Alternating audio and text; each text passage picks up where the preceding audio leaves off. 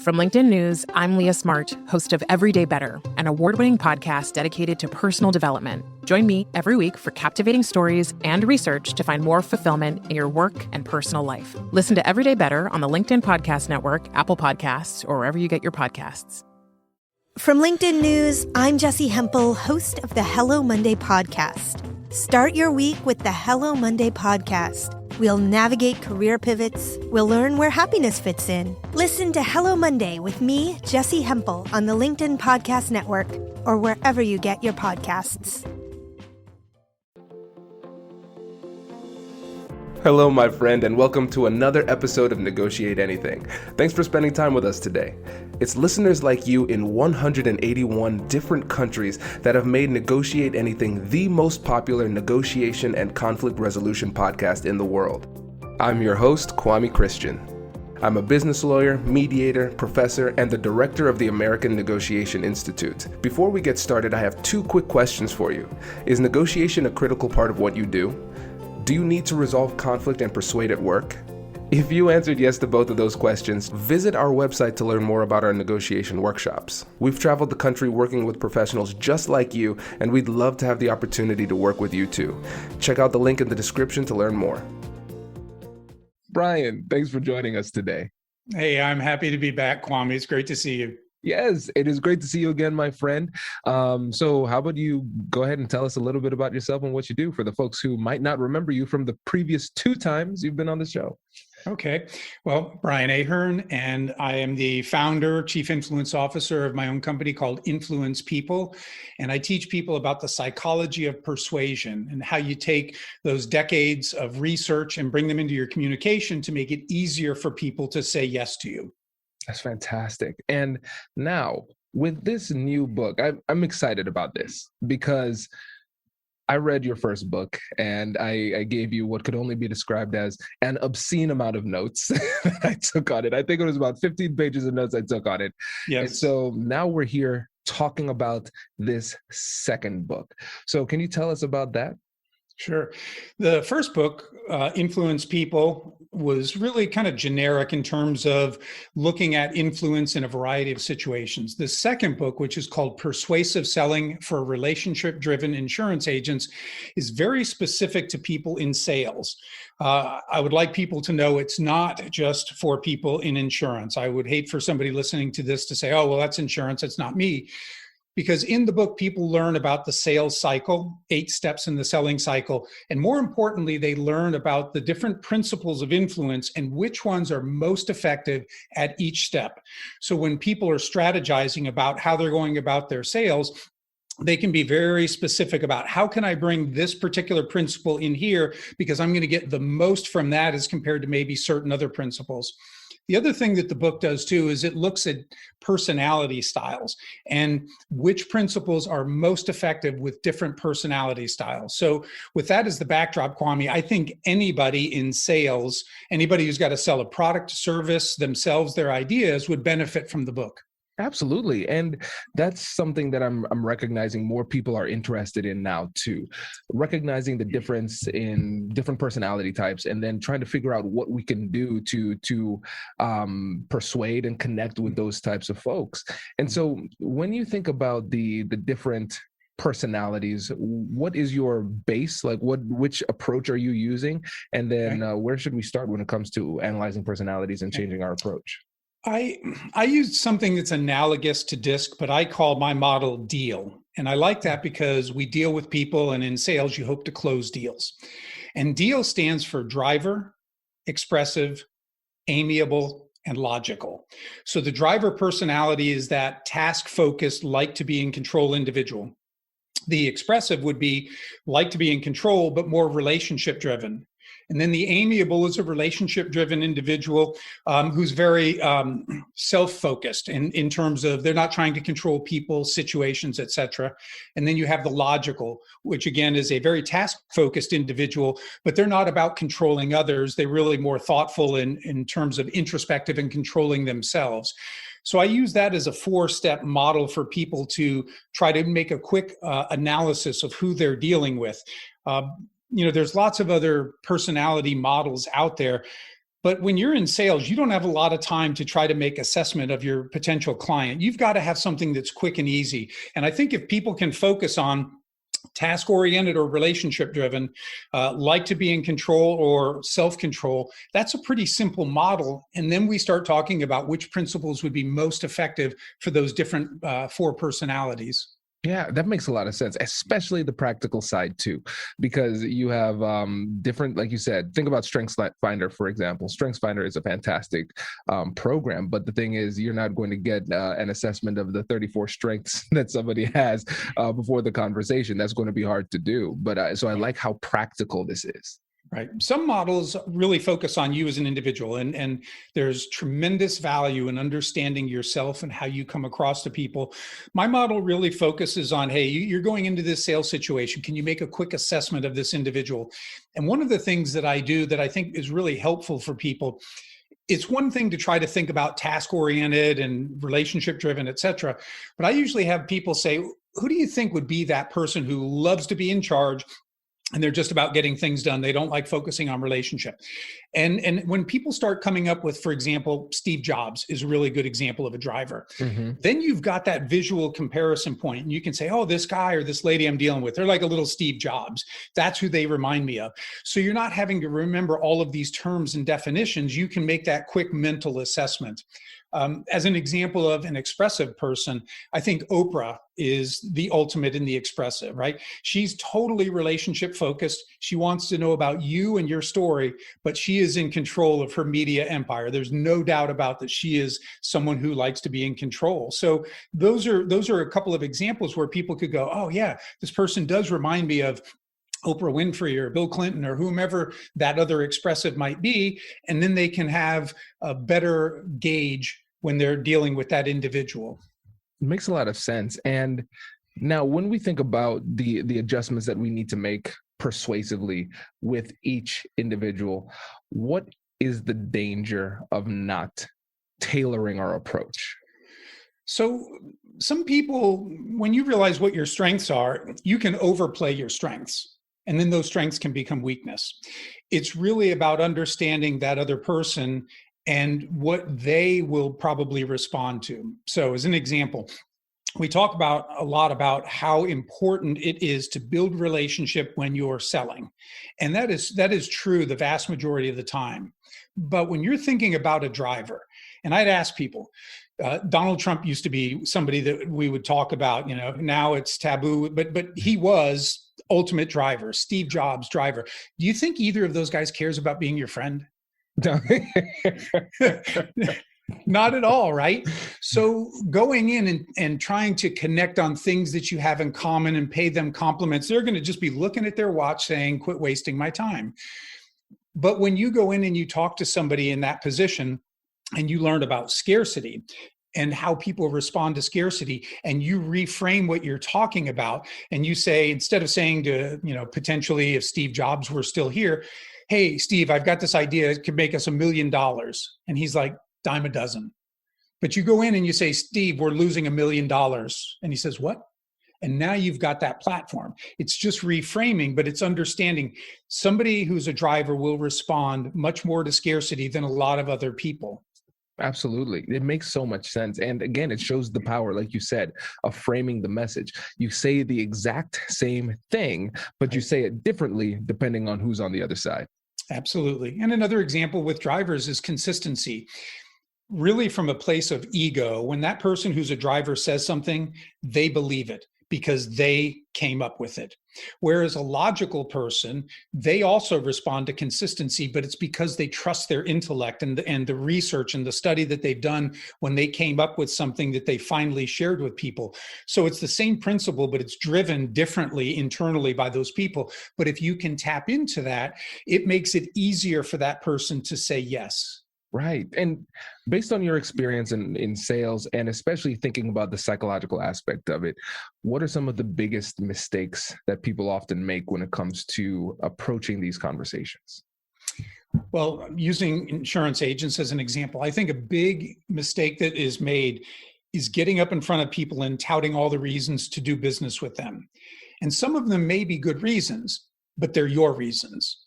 If you can ask the right questions and get the other person to verbalize those reasons, then they own it. And that's tapping into this principle of consistency. So for example, Kwame, when I work with agents and I say, why should somebody want to do business with you? And I'll hear this one a lot, because we're local. And I'll challenge them a little bit and say, okay, that might be good, but in this world that we're in now, people can get on Zoom. They can see their insurance agent anywhere in the world almost any time. And then they're like, well, yeah, I guess you're right. So then I would say, what's the right question to ask? And if I were that agent, and I might say, Kwame, is it important to you that if something happened and you needed to see me and be with me in 15 or 20 minutes, that we'd be able to meet to up? And most people at that point would say, well, I would like that. I mean, that would be beneficial if I could do that. Now it's your reason. And I can step in and say, Kwame, one of the reasons that people like to do business with us is because we're local. And you would have that opportunity. If God forbid something happened and we needed to see each other in 20 or 30 minutes, we can make it happen. Now you're saying, wow, this is a good reason to do business. But it wasn't me telling you customers love us because of this. It was me asking the right questions to get you to say, I'd like that. Absolutely. Yeah, it makes so much sense. And it seems subtle, right? It is subtle, but it's really, really, really powerful, because I think a lot of times people engage in what I call egocentric persuasion, where they say, okay, this is what would be persuasive to me, so I'm just going to say it like that to you. Right. And it doesn't always work that way. And it's not that the reason that you have is a wrong reason. It's the way that you're delivering it is the wrong way. And right. So for the listeners out there, what Brian did there, which was so powerful and smooth too, right, was that he took the local reason, but then framed it in a way that the person would respect. Hi, I'm Katherine Kanapke, and I'm the Chief Operating Officer here at the American Negotiation Institute. Did you know our company offers completely customizable negotiation workshops? The negotiation and conflict resolution skills that your team will learn from these workshops are beneficial across all professions, but they're especially useful in procurement, purchasing, sales, sourcing, and contract management. Our calendar is filling up quickly, and we even have some workshops scheduled for next year. If you think you might want one, I'd suggest reaching out soon so you don't miss out. Check out the link in the description to learn more. Also, be sure to check out our YouTube, LinkedIn, and Instagram accounts to see our daily negotiation content. Thanks for listening. Raise the rudders! Raise the sails! Raise the sails! Captain, an unidentified ship is approaching. Over. Roger. Wait, is that an enterprise sales solution? Reach sales professionals, not professional sailors. With LinkedIn ads, you can target the right people by industry, job title, and more. We'll even give you a $100 credit on your next campaign. Get started today at linkedin.com/marketer. Terms and conditions apply. I learned a long time ago, there was a training event that I went to. It was a boot camp, probably 15 years ago, a man named Tom Hopkins. And he put it this way. He said, when you say it, they doubt it. When they say it, they believe it. So you've got to get them to say it. And you do that by asking the right questions. But again, the psychology behind that is consistency. When we say something, we tend to believe it, we own it more. And so that's why in sales, it's so important to understand the right questions to ask, and then just to be quiet and let the other person do the talking. Pay attention, ask more questions based on what you're hearing, and you can build a case that you are probably the right person to go with. Right. And let's talk about consistency, because you've mentioned it a few times. And when we think about consistency here, we're talking about like the Cialdini highlighted consistency principle. When we talk about the principle of consistency in general, what people often think is, oh, I just need to stay on message and have integrity with the way that I'm saying things, so I'm not contradicting myself too. So can you go a little bit deeper and help to distinguish between those two understandings of the word? Sure. So when we talk about consistency, or in the psychology of persuasion, he calls it consistency, commitment, and consistency. Consistency, I always say, is about the other person. It's about you, Kwame. What have you said? What have you done? What do you believe? If I can align what I'm asking with what you've said, what you've done, what you believe, it's easier for you to say yes to me. Consistency isn't about Brian always answering his email same day, calling back the same day, following through. When I do those things, it is surely a benefit. It makes me trustworthy. When I say, Kwame, I'll give you a call this afternoon, and I do it, and I have a pattern of doing that, you come to trust me, which actually ties into the principle of authority. Authority is about being an expert, but also being trustworthy. And the more I build trust, and if I'm showing my expertise, you will keep coming back to me because you view me as an authority. So that's really the difference. Consistency, as I talk about it, is about the other person, what they've said, what they've done, what they believe. But then that personal consistency adds to my authority. Does that make sense? Yeah, absolutely. It makes a lot of sense. And I think what people are lacking a lot of times when it comes to this understanding is not just the definition and the explanation that you gave, but also the patience that is required in order to utilize consistency too. Because we need to give them the opportunity to verbalize what they think, what they believe, and how they've behaved in the past, right? We need to get that information from them. Curiosity gives us that opportunity, but a lot of people don't take the time to gather that information. So one of the things that we talk about in the book too is a section that I call How to Be a Listening Star, or I call it Listening Stars, plural. And STARS is another acronym, like deal. Yeah. It makes it easy to remember. STARS is stop, tone, ask, restate, scribble. And what I mean by that is stop everything you're doing, focus on tone, because tone of voice conveys a lot about emotional state, and that is really important to gauge. Ask clarifying questions, restate what you think you've heard, how you understand that, get connection there, make sure that that person says, yes, that's exactly what I mean. And the S is scribble, meaning take notes. If everybody just did those 5 things, they would be significantly better in their patience and their ability to be effective when it comes to the skill of listening. Yeah, and I like the word that you just used there, the skill of listening too, because people just think about listening as a choice. Oh, I'm going to listen now. Okay, right. You could do that, but it is a skill that we need to develop.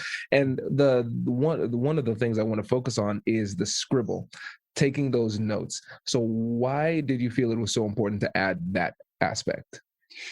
Well, first of all, I always tell people when you're taking notes, you're not writing the great American novel. If you do that, if you try to take too many notes, you will stop paying attention to what's being said. I always encourage people, you bullet point. So if somebody says something that's significant and there's a word or two that's going to jar your memory, then you don't have to interrupt. In the world of the insurance agents, if that agent was having a conversation with you and you mentioned that you had an accident a few years ago, I don't have to jump right in and say, well, Kwame, tell me everything that happened. You may tell me, so I can still be patient. I'm going to note that. If you don't say something, I can go back. I can glance down and say, Kwame, I was taking notes while you were talking, and you mentioned an accident a year and a half ago. Could you tell me more about that? And I'm going to take some notes there too. I'm going to ask questions based on my experience, but it's just enough to trigger what else do I need to follow up on? Or when we would hang up, where am I going to fill in the blanks so that I have that fuller understanding? Yeah. And so I guess it's scribble, not scribe, right? Because I think sometimes people really try to just take everything down. It's not helpful. And you're not listening at that point either. Right. And something that I've recognized too is that people appreciate when it's clear that you're listening. Of course, tone, body language, that's important. But the fact that you're actually taking the time to write things down, again, is just another important signal to the other person that you're actually there listening. Absolutely. And it's okay, when I say ask clarifying questions, that is the time where it's okay to interrupt, because it does show you're actively listening. And if you say something and I'm really confused and I'm going to just get more off track if we keep on the conversation, I can just say, hey, Kwame, I want to ask a question real quick. I'm not sure I understood. So that's where I'm asking the clarifying question. You're giving me what I need, and I can say, okay, great, I understand. And then you continue on, but I'm showing that I'm engaged in the act of listening. The other thing I want to say when we talked about this is a skill, and I always emphasize this, and I say listening is a skill, but it's not a skill that you're incapable of. So my example, Kwame, I'm 5'9", you know me, I'm 5'9", I'm 210 pounds, used to be a power lifter and never one who could run and jump much. I have never been able to dunk a basketball. And you know what? At my age, my height, my build, I'm never going to be able to. A client could come to me and say, Brian, got this gig. It's going to pay you 50 grand, but you got to dunk a basketball on stage. I'm like, hire my friend Kwame. He might be able to do it. It is a skill I do not possess, and I will never have it. I have physical limitations, but I tell people listening as a skill starts with a choice. You can choose to stop everything you're doing. You can choose to start paying attention to tone. You can be engaged enough to ask those clarifying questions. You can make it a point to always go back and restate what you think you've heard, and you can work on those scribble skills to take notes. Every one of them is a choice, and you will get better at them, but it all starts with the choice. Right. This is really important too, because it's a choice and also a mindset too, right? Because a lot of times people don't put themselves in the right mindset to, let's think about it from the growth mindset perspective, right? They make the assumption that it's a talent. No, I'm just not good at it. Or they think, oh, I'm okay. I'm good enough at it. They don't have that level of self-awareness. And so for the listeners out there who say, okay, I want to get better at it. So what are some practical steps that they can take? Well, I would say, first of all, write down stars. Just have that somewhere so that you can remember, as soon as this thing starts, I need to stop everything that I'm doing. And I need to make this conscious choice to try to assess what I'm hearing based on tone of voice. And so that simple acronym can become the reminder. And that's really all people need, I think, to start. Keep it front and center so that you remember and see what a difference it starts making in terms of how you're engaging people and what they're saying about your ability. I will tell you, Kwame, one of the nicest things that somebody can say to you when you bring up something that's important and they go, wow, you remembered that? That means so much to the other person. And the only way you're going to do that is by being a good listener. And maybe it's taking notes and reviewing those notes before you have that next call, but you're still showing that you are doing something most other people aren't. You're conscious enough to want to know and understand that person and have an engaging conversation. Yeah, no, that makes a lot of sense. And again, actually having that down would be so powerful too, because forget which book it was. I think it was either Crucial Conversations or one of those books. They said for a lot of people, it's not that they're morally corrupt, it's that they're morally blind. They're not aware of the impact of their actions. And here, when it comes to listening, it's a lot of awareness too, right? Is they're not aware that they're not good listeners, and they're not aware of what it actually takes to be a good listener.